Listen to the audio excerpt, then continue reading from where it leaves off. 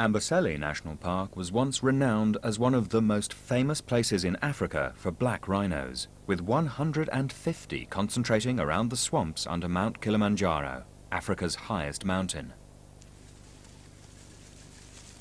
This famous Amboseli rhino, known as Gertie, was seen by hundreds of thousands of visitors during her lifetime. With her unforgettable 65-inch horn, she featured in every conceivable kind of media coverage advertising Kenya worldwide. Today there are no rhinos left in Amboseli.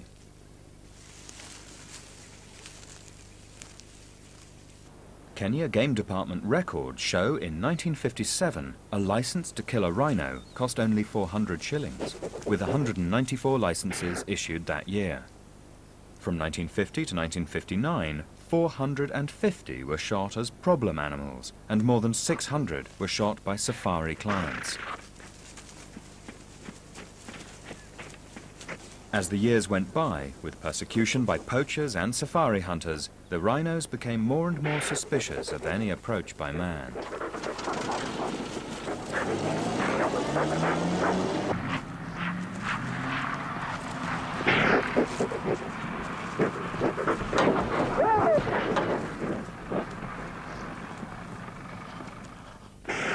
In 1969, Kenya had between 16 and 20,000 black rhinos, nearly half of which could be encountered in Tsavo.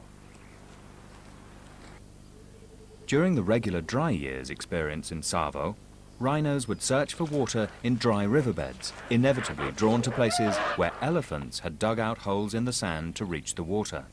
This they can do because they have a trunk. For a rhino, these stressful times are not made any easier by having a horn on his nose.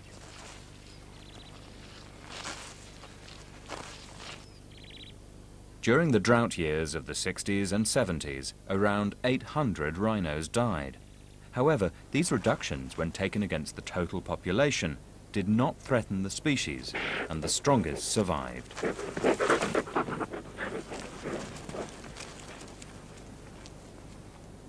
In the huge area of Tsavo, when a year of heavy rain inevitably returns, dry waterholes refill, new vegetation appears, and the survivors carry on as they have always done.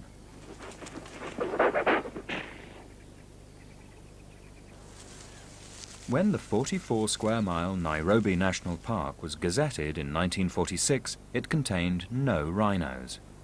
In the 1960s, 30 were introduced. And in 2003, even after some had already been moved elsewhere, there were still 72.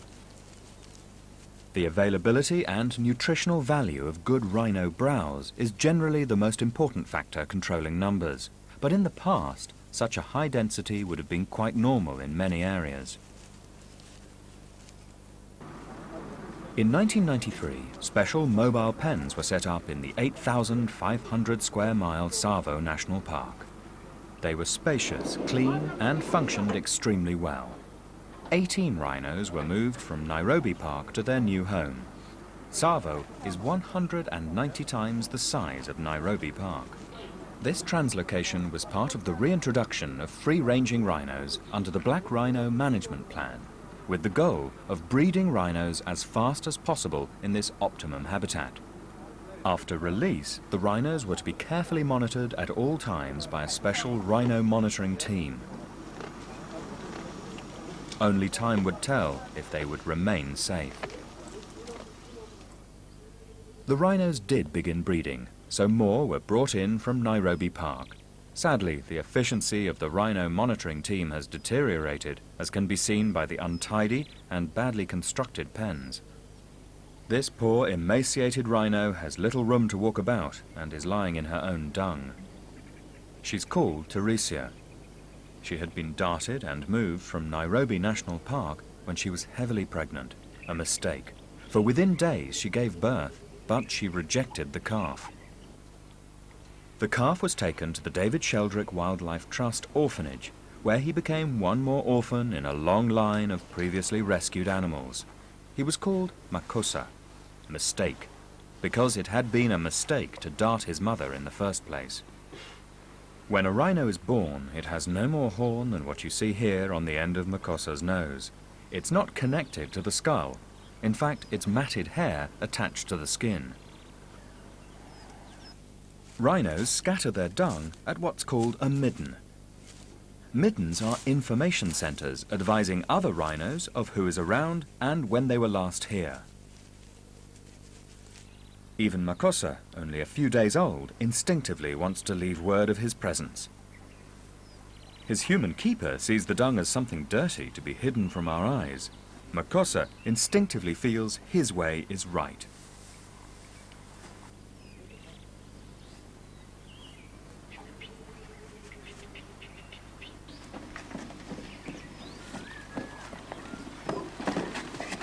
There's a belief you can jump out of the way of a charging rhino, but once it zeroes in on its target, that is seldom the case.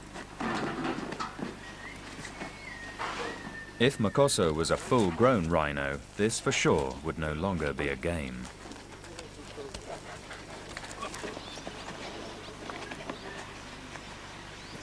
We can laugh at Makosa searching for something to charge, but when he does, another image comes to mind.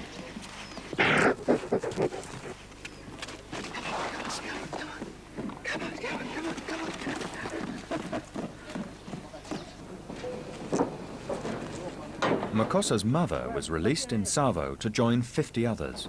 No rhinos had been poached since reintroduction began. Breeding had continued, and there was great hope that Tsavo would once again become known for its rhinos. He's frightened of hostile bulls on the outside. His pen is the territory he's come to know.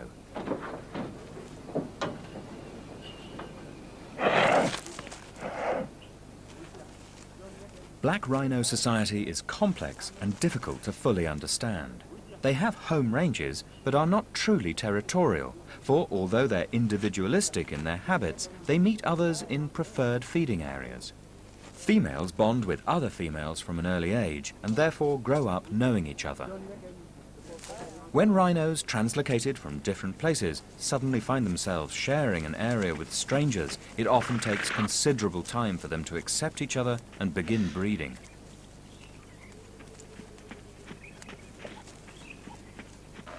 Three years later, without warning, disaster strikes. A rhino is shot very close to the rhino monitoring camp. The rangers report the poachers have only just left.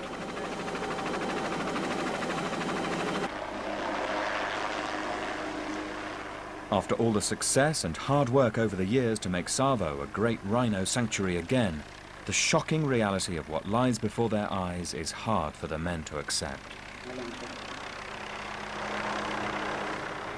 Several bullet holes tell the story.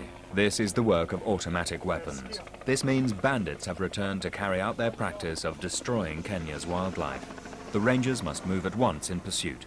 Every man knows what that means. First of all, rangers from the Rhino Monitoring Unit are interrogated. Where had they been patrolling before the incident? Had they seen any previous signs of poachers? Why had the bandits dared to come so close to their camp when they would know the shots would be heard? There are many unanswered questions, but no time to find the answers now.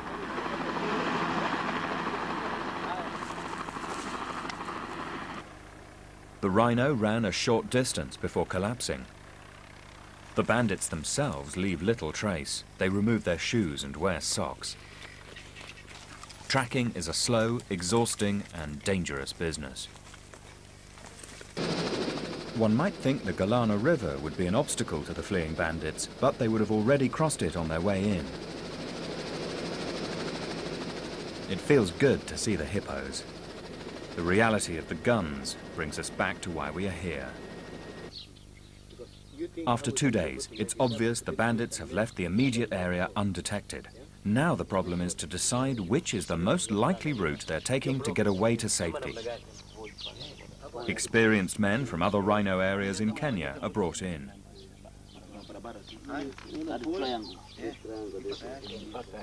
The strain is beginning to tell on everyone. The Tsavo wardens know it's crucial that these bandits are apprehended to discourage any future attempts.